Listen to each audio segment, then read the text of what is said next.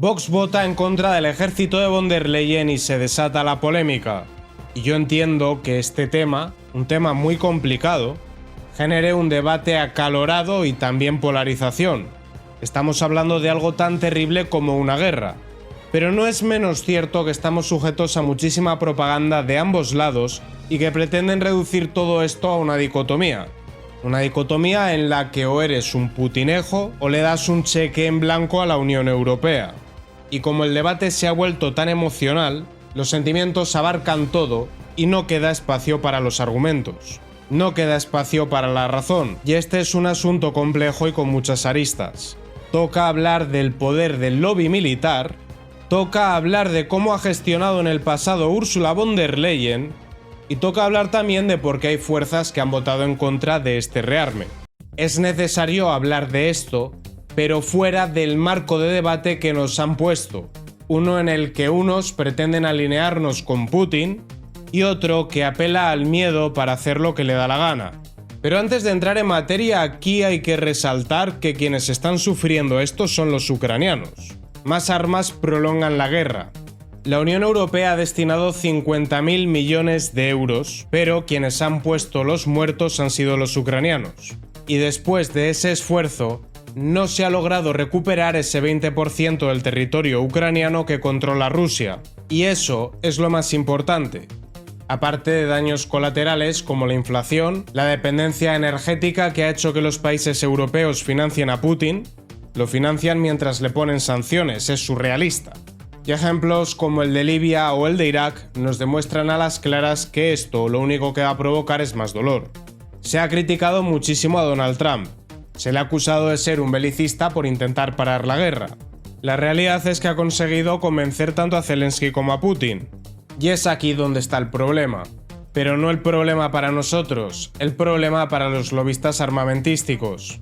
Y es que durante todo el mandato del Partido Demócrata sacaron pingües beneficios del dolor que provoca la guerra. Y la guerra no es una película de Hollywood ni es tampoco un videojuego. La guerra es no saber si vas a volver a ver otro día más. La guerra es no saber si vas a volver a ver a tus seres queridos. La guerra es ver a tus compañeros morir. Y para que nos hagamos a una idea, voy a dar unas breves pinceladas de lo que los complejos militares hacen. En el caso de Estados Unidos toca hablar del escándalo de Boeing y del KC-46 Pegasus, pero veremos también ejemplos de Ucrania, Rusia y España, que los españoles de corrupción también sabemos un rato. El Pentágono creó un contrato, o mejor dicho, un megacontrato para el avión cisterna KC-46. ¿Creéis que se hizo un concurso limpio que abaratara costes para los ciudadanos americanos y para el propio ejército? No. Altos funcionarios, a cambio de un futuro prometedor para ellos y los suyos, se encargaron de amañar todo. 35.000 millones de euros. En el caso del plan de Ursula von der Leyen, hablaríamos de 800.000 millones. Es una cifra muy grande, pero para que la gente se haga una idea, estaríamos hablando de casi el PIB de España. También ha habido otros escándalos como el F-35, donde se ha hablado largo y tendido de lo caro que es ese avión. Y en Rusia no penséis que lo hacen mejor que en Estados Unidos. Existe una oligarquía empresarial y también de altos funcionarios que se han lucrado con la guerra de Rusia. Todos los contratos del Estado en su afrenta a Ucrania han sido para ellos. En el caso de Ucrania se ha informado de que el Ministerio de Defensa habría inflado los precios a los cuales se estaba comprando. Por ejemplo, los alimentos para la tropa se pagaban al triple de su valor. En España también ha habido varias polémicas, como por ejemplo la entrega de corbetas por parte de Navantia a Arabia Saudí. Los lobbies armamentistas, también el vasco, nos quieren llevar a la guerra. Los objetivos del lobby militar es la emisión de deuda conjunta respaldada por todos los estados, que los gastos en defensa puedan quedar excluidos del cómputo a la hora de contabilizar el déficit, o que el próximo marco presupuestario incluya una partida de 100.000 millones de euros. Y os preguntaréis si se trata de una casualidad que justo cuando parece que Donald Trump va a lograr una paz, de repente Europa se ponga en este tono belicista. Por supuesto que no se trata de una casualidad.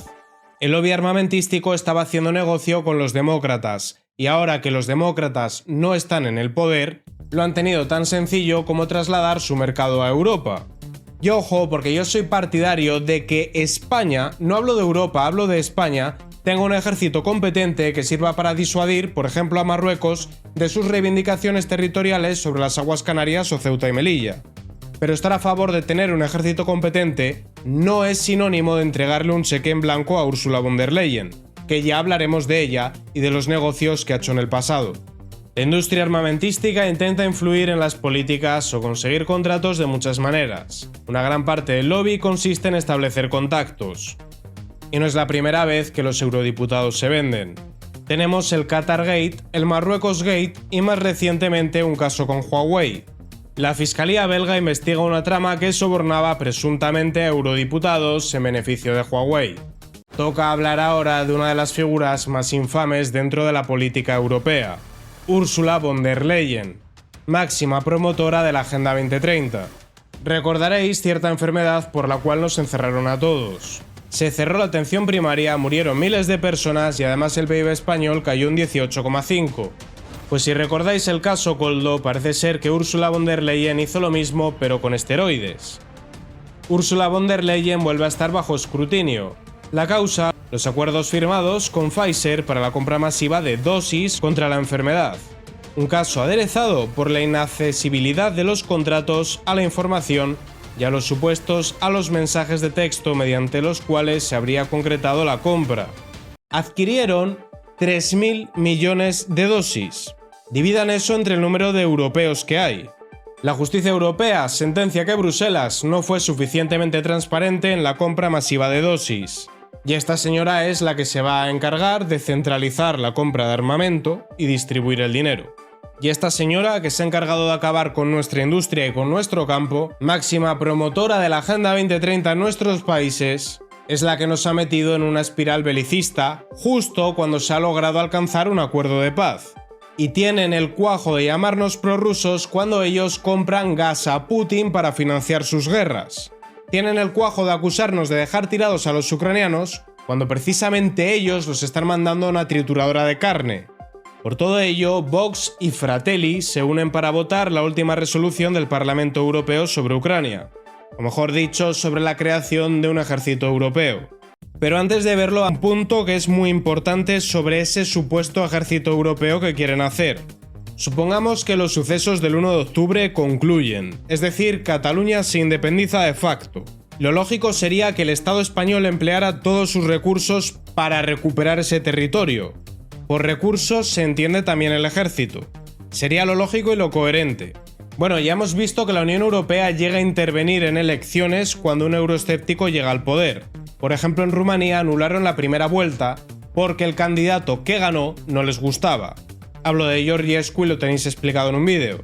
No parece muy sensato crear un ejército europeo, porque me temo que no se emplearía de puertas para afuera, sino de puertas para adentro. Y siguiendo con el tema de la independencia, si la mitad de las competencias de España se delegan a las comunidades autónomas y la otra mitad a la Unión Europea, ¿qué queda de España aparte del nombre? Y el voto de Fratelli o de Vox me parece un voto coherente porque no tiene sentido que se le entregue algo tan propio de nuestra soberanía, como es el ejército, a Ursula von der Leyen.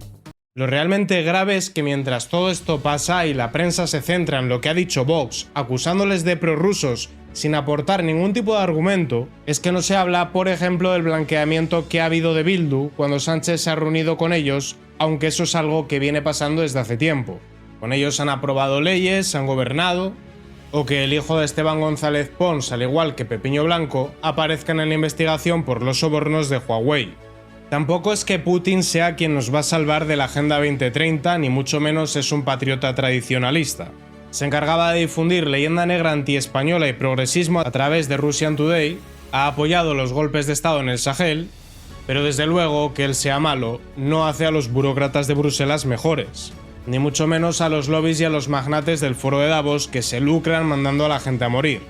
Y otro detalle es que además quienes están encargándose de comprarle el gas a Putin son los que nos dan ahora lecciones de moral y son los mismos que nos están arruinando la vida a nosotros.